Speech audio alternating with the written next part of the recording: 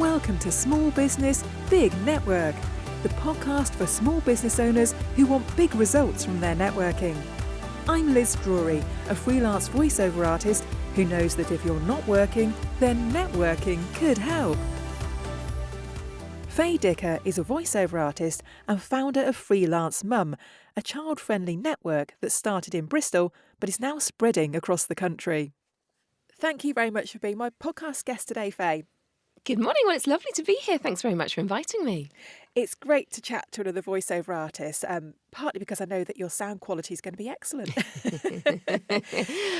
Ironic though, wasn't it, that we started with a little bit of the obligatory jiggery pokery. Oh, hang on, you're coming out on microphone. Yes, always, every time. But we're here, we're pros. It sounds lovely. We're here yeah. now. So how long have you been in the voiceover industry? Do you know, I thought, I bet she's going to ask that question. I better see if I can come up with an answer. I think I've been in the voiceover industry, specifically voiceover, for 15 years. But the reason I sound a bit murky is because actually I've always been involved, ensconced in some way in media. I started out in acting when I was about 14 and got my equity card when it was a thing, when I was 16. And then I went off, got a degree in theatre, and from there, television production, radio presenting, until making my way into voiceover. And I have subbed that right down. There's obviously, elongated versions of that story within different pockets of it. But it's why I always hesitate a bit, because I'm like, now when did I actually kind of officially go out? But I think it was a good 15 years ago when I was like, right, I'm going to go and get the equipment. I'm going to set up a studio, and that is the thing I am going to do. Yeah, I'm a little bit the same. I mean, I came to voiceover from very local television, but I had a big gap. So I did voiceover work at the TV station, had a big gap, had children, all the rest of it. So that was kind of 20 years ago, and then came back to it more like 9 years ago. And that's when I got my own studio and set up. So yeah, I'm kind of a bit the same, bit murky. Yeah, it's funny. Yeah, to actually put a date on it feels quite hard, because it's like, well, I think I was kind of always there. But when I actually, if you're going to define that moment, it probably is the moment where I thought, yes, okay, let's make that studio and have ISDN put in, And I suppose that was a defining moment then, because it's like, I'm going to commit to this quarterly bill. Therefore, I am a voiceover artist. It's funny. Yeah. Now, as you and I both know, voiceover is actually a vast genre. So what kind of voiceover work do you do? I tend to do corporate and broadcast, which in itself is also quite wide. But it used to be quite a lot of radio adverts. That's not the same anymore. And the odd bit that get picked up and put on made a television advert. I've done big national campaigns in my time. I was the voice of Matalan for ages, which was wonderful, and the voice of Jet 2. These are all great gigs to have. And also, what was the one that always amused me? Leapfrog. Oh, yes. And Leap Reader, which was always particularly entertaining, which was on the television at the same time as the girl. It was right, my girl's prime target. And they'd sort of come running in and say, Mummy, you're on the television. It's Leapfrog. Can we have one, please? No. I might be selling it to you in the lounge, but no, you're not having one. So that in corporate, lots of, explainers and how-tos and so on and so on. I recently did a very chunky medical voiceover, which, God, goodness me, when a script comes in, you're like, oh, cripes, I'm having to Google nearly every single pronunciation. This is a really hard script. So those are typically just saying the words in a nice voice, just making what could typically be quite a dry sounding script sound hopefully slightly more interesting. Yeah. What are your favourite things to do? I like it when you get a script that you can instantly engage with. I had a script the other day, and actually it was in the thick of having just done this medical explainer that had been really hard work, and I'd got to the end of it and was just like, it was very hard to kind of get any pace or rhythm when you're you're having to check the pronunciation at least in every sentence, so that's very hard to get any kind of flow going. And then straight off the back of doing that, I was booked into another session, and actually it was via my agent, and it was a really, really enjoyable session. They'd booked in masses of time, and it was a short internal explainer, and they had a really lovely team of people who knew what sound they wanted, had an idea, and there was just plenty of time, and it was only a few lines, and sure, it may have only been and I'm using that in inverted commas, only been an internal script. So there might not have been masses of people who got to hear it afterwards. But it was just a very enjoyable session because I instantly knew how they wanted that script being brought to life. So I think those are the ones that I enjoy. I quite like being directed, actually. Yes. And I like it when, I don't mind if it's left to my own interpretation, because you often get a handle on, you think, yeah, I know what they're after. But actually, I thoroughly relish working with other people and them just, their creative input as well. It just makes it a more enjoyable experience. Yeah. And it's always great when the client actually knows what they want. Yes.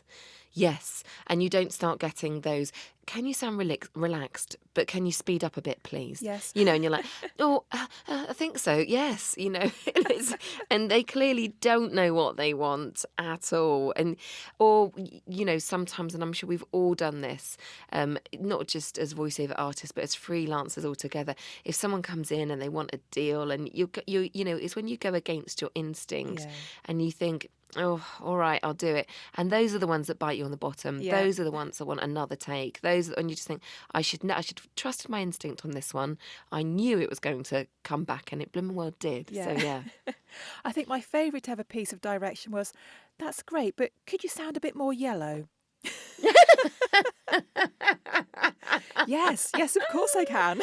I know exactly what that means. I know what yellow sounds like. Is that sallow? Is it slightly jaundiced? Is it cowardly? Or is it bright and vibrant and sunny? Yeah, what kind of yellow would you like me to be? Because I can be yellow. I just need to know what yellow is to you, and then I'll be it. Exactly. Brilliant. Love it. Yeah. So let's have a chat about networking now, because as well as being a voiceover artist, you also run a network. How did that come about? Yes. Well, it came about of my own need, Liz, actually. So it's called Freelance Mum, and it was born of my own need of being a freelance voiceover artist, juggling motherhood around business. And so I'd been a voiceover artist for, and freelance, not just voiceover, but I'd been freelance for pretty much most of my working life. And then suddenly, motherhood came along, and that was great. But what I couldn't find was a place for fellow mums like me. And by the way, I say mum, it's my default word. Dads are well and truly welcome. So if you can just kind of make that mental leap if you're listening to this. So I found that, you'd go onto the baby circuits, and a lot of the professional mums had full-time jobs. So after about 6 months or a year, whenever their maternity leave was up, they'd gone, which then left me with a sort of different group of mums, and who were either stay-at-home mums or kind of weren't, they might have something, but they weren't necessarily that passionate about it. And that was, all of these things are fine. It doesn't matter what motherhood is to you or what work is to you. But what I was struggling with was to identify with someone else who was like me, who was trying to run their own business and trying to also be a mother. And you have this kind of image in your head when you have your children of what you think motherhood's going to look like. And then reality comes along in the form of, screaming children, and actually trying to record a session while that child is napping, and so on and so on. And I just thought, I cannot be the only person out there who's doing this. Be it that I might be one of a few voiceover artists, but there must be other people like me.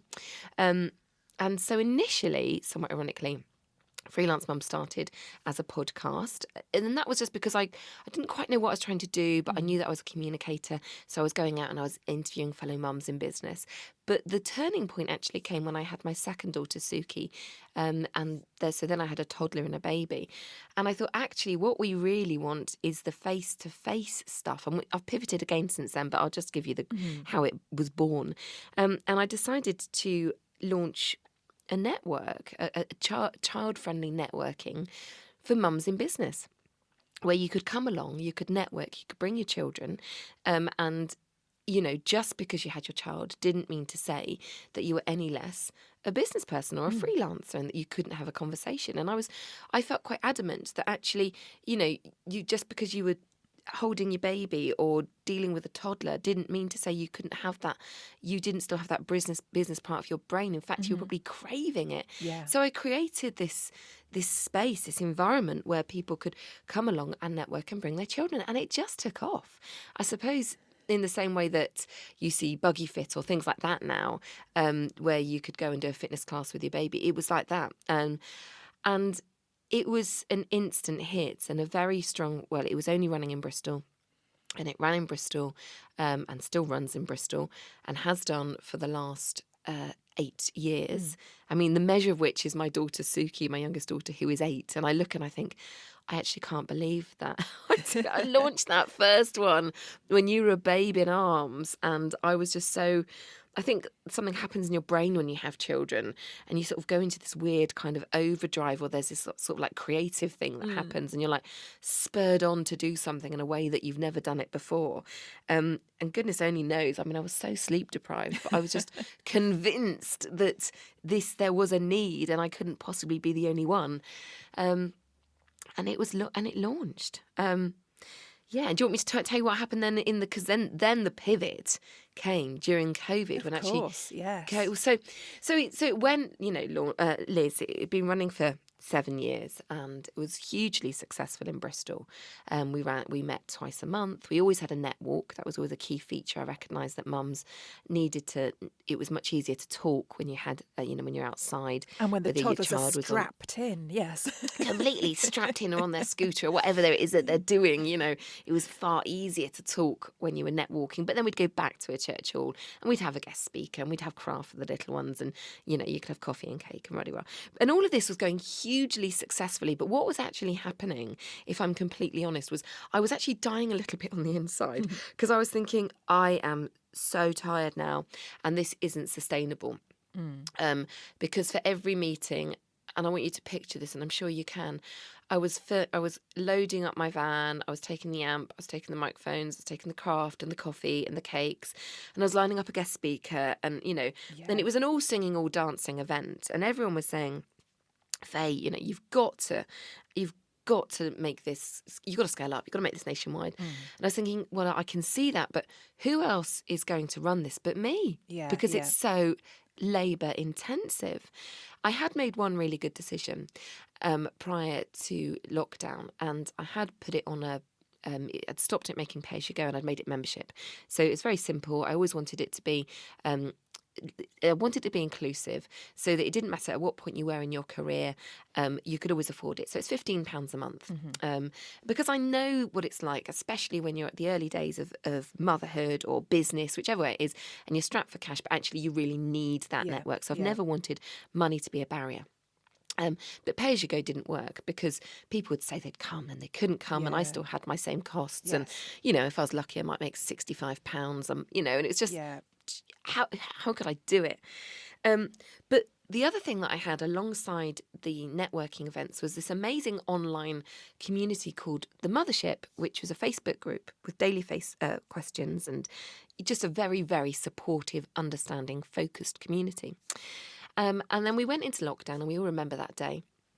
And I, as I suppose a leader within my community, I remember going in and just posting the question, what do we want? Because of course we could have all gone onto Zoom and just replicated the meetings, but that didn't feel quite right. And one of the things that I put out was, do we want a weekly coffee morning? And everyone said, yes, yes, yes, yes. So I launched this weekly coffee morning. It takes place every Wednesday at 10:30 and 45 minutes. And it just became, I think, a real salvation during lockdown. Everyone had this date where they could go in and like, nope, I've got my coffee morning. I'm sorry.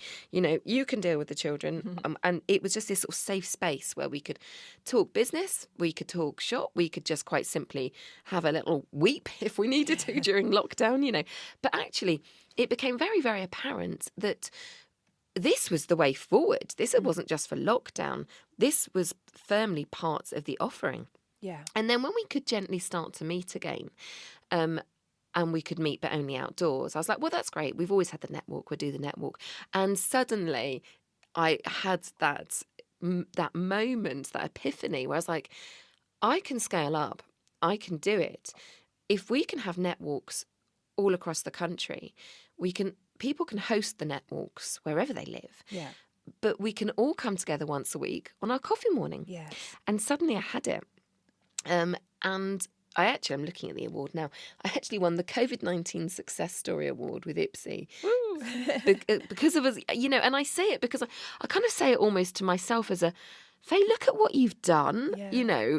It was only a year ago that I launched these hubs across the country.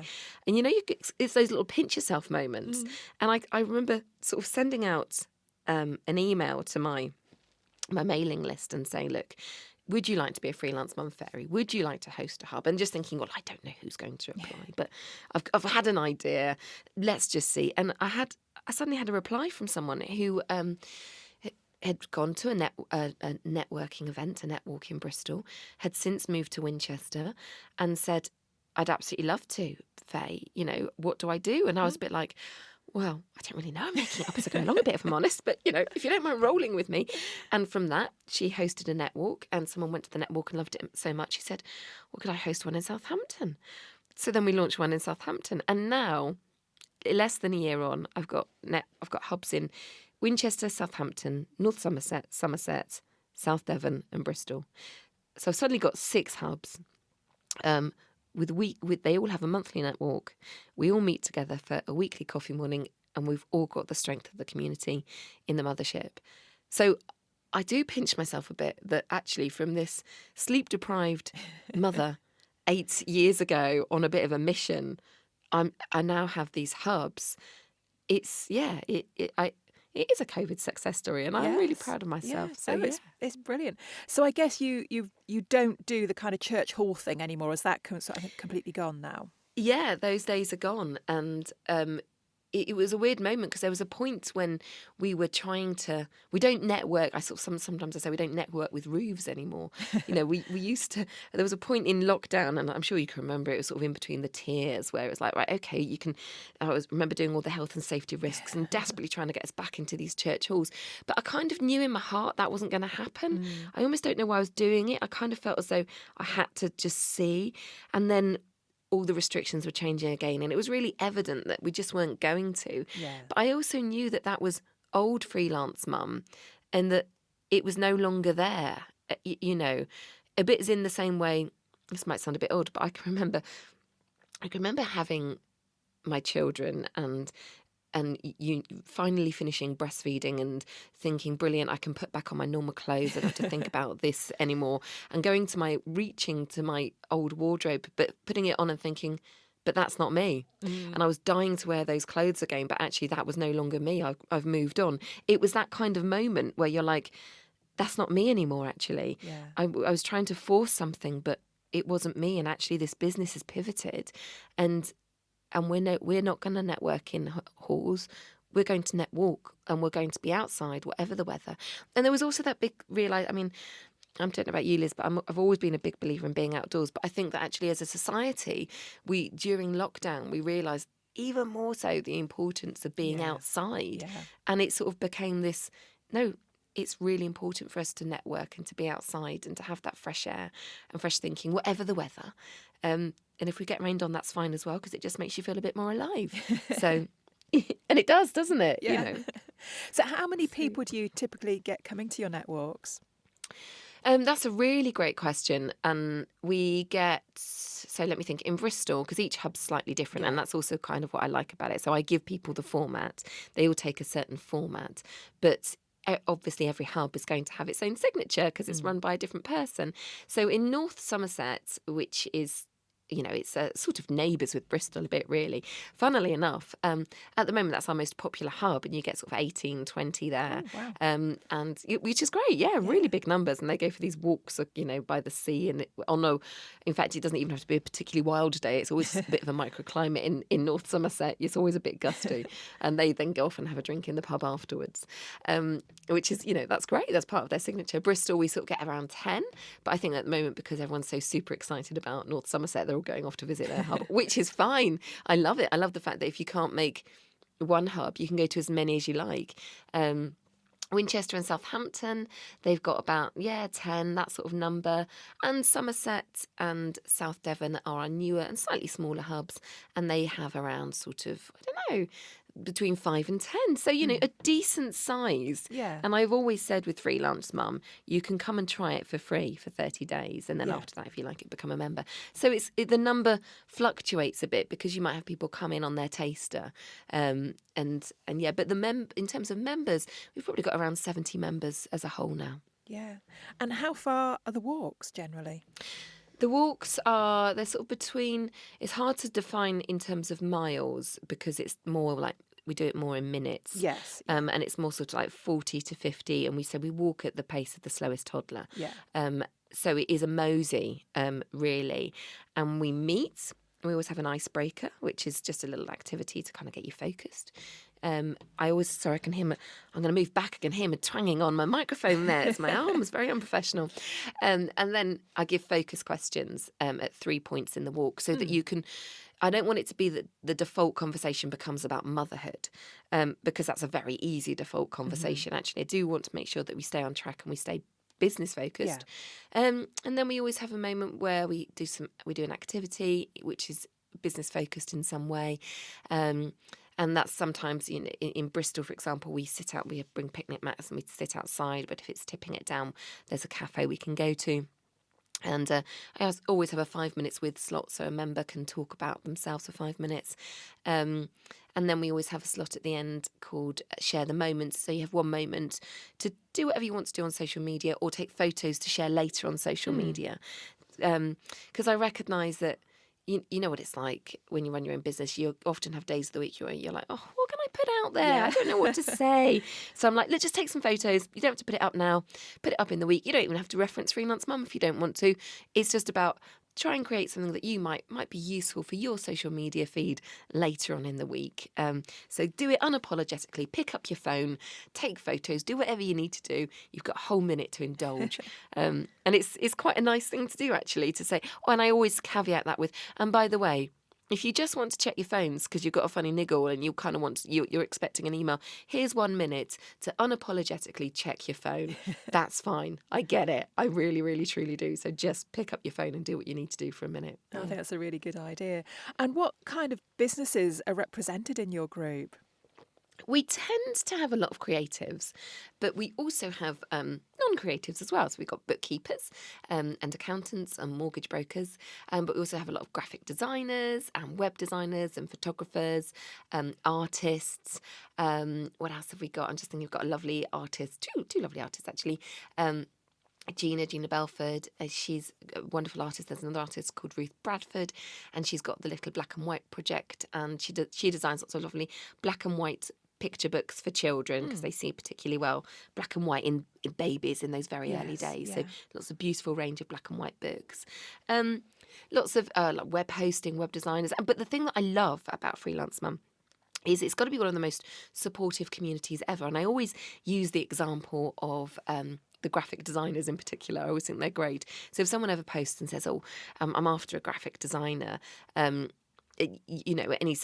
suggestions, I'll always tag a couple of graphic designers, and then someone will say, and you forgot this one as well, and it's the graphic designers tagging each other, and they're always saying, don't forget these as well, and this is my work, but you also might want to look at this person here and this, and I just think that's what's so wonderful. It's almost like this subgroup of people. In fact, the graphic designers, I believe, even set up their own separate WhatsApp group so they can help when it comes to quoting for a third something or supporting each other. It's like that's got to be the name of the game, hasn't it? That we all support each other, much like voiceover work, Liz. I just, we're both voiceover artists, but not everyone's going to want me and not everyone's going to want you, and hopefully we can refer work and support each other, and and surely that's the name of the game. Absolutely, yeah. Collaboration over competition every time. Yes, yeah, absolutely, yeah. So how has running this network impacted your own business? Because it must have taken up a lot of your time, Faye. Oh, definitely. Yeah, definitely, definitely. And in the earlier, and it still does. I mean, in the early days, it did. And I think in the early days, I kind of look back at myself and think, oh gosh, Faye, you were so tired. And you didn't really, and I spent all my flipping maternity pay on a website and I wouldn't make that mistake again, really. But it was very hard when you're in the early days of something and you're onto something, but you don't quite know what. Mm. You're not really going to listen to anyone and you just have to learn, don't you? And you have to learn by Yeah. your mistakes. But I spent a fortune on websites that were almost instantly out of date and didn't need to be what they had designed. And Mhm. the idea was growing and evolving. And I couldn't possibly have seen that then, Yeah. or known that. Um, and also, I suppose in the early days as well, voiceover was much, much more busy. And I don't know how I did it really. Busy, but more busy with radio work, which, as you'll know, Liz, those are really good fun. Lots Yeah. of commercials come in and they're really quite easy to fit in, especially when you're time poor. But I could very quickly record a voiceover campaign and it would become a national campaign. It would pay lots of money, thousands of Mhm. pounds, which was wonderful, and allowed me the freedom to be able to focus on Freelance Mum, but also still contribute to a household. And the voiceover industry has changed as well. Mhm. And there's still definitely work out there, but it's not what it was. And that's forced me to focus a bit more and not be so, what's the word? I mean, I suppose it gave me, in the early days when there was more voiceover work available, it gave me more opportunity to focus on Freelance Mum. But now I'm like, okay, Faye, don't forget that you're also a voiceover artist and you need to put yourself out there as well. And that and that's very important. So I do try and position myself as Faye, voiceover artist and founder of Freelance Mum, because it's quite important that I keep both elements, Yes. or that part of you will get forgotten, and it's quite important that it remain. And also, that's who I am. I'm Yeah. part of it. Yeah. Yeah. So where do you hope that the network will expand to next? Oh, that's a good question. So I'm currently having a conversation with someone who is on her taster, and she's from Warrington, funnily enough. Ah. And she's come to the coffee mornings and she's interested in launching somewhere in Warrington. So we had a really good conversation last week about that. So it sounds as though, and that'll be interesting because that's brand new. I mean, we've got quite a strong presence in the Southwest, but we'd be starting completely from fresh if we went to Warrington. And that's great. And I think the thing that I've learnt is that it takes much longer than I ever realised to launch a hub where I physically don't live. Yeah. Yeah. When I launched that first hub in Bristol, don't forget, first of all, I'd had that podcast that I'd started. Yeah. So I'd already kind of built relations. I'm from Bristol. So I've got lots of contacts in Bristol. So when I launched my very first meeting, I got 15 effortlessly. We're talking 8 years ago. But when you launch cold, where you've got no presence, it's much harder. It's probably just as well that I'm ignorant to these things, Liz. So, I blindly have launched 6 hubs in the last year. But it's probably just as well that I didn't know how hard it was going to be, because would I have done it? Probably yes. But, I went in with my eyes wide closed and with nothing but enthusiasm to keep me going, and sheer grit and determination, thinking, yes, this is going to work. And it has worked. So, but it'll be interesting if we launch in Warrington. It's interesting wherever. I've never sort of, rightly or wrongly, sort of got a map and done research and looked at the demographics and thought, yes, there, we must go there. It's always been people who have approached me and said, oh, I'd quite like to launch a hub here. What do you think? And I'm always like, yeah, let's go for it. Let's make it work. But I'm learning now much more about, okay, how can we make it work? How can we tweak it a bit? Where's the best place to put it? Like all these things, we learn as we go along. But yeah, I think we may be going up north, which would be good. Sounds good to me. So finally then, Faye, if anyone listening is interested in either attending a network or hosting a network even, or finding you as a voiceover artist, where's the best place to find you, Faye? Oh, well, you've asked a really good question there, haven't you, Liz? Thank you very much. Well, check out freelancemum.co.uk and you'll find the details there. And there are 2 ways that you can find and try Freelance Mum. Come and check out also our Facebook group, which is Freelance Mum, the Mothership. And if you've heard about it through this podcast, then let me know as well, because that would be really lovely.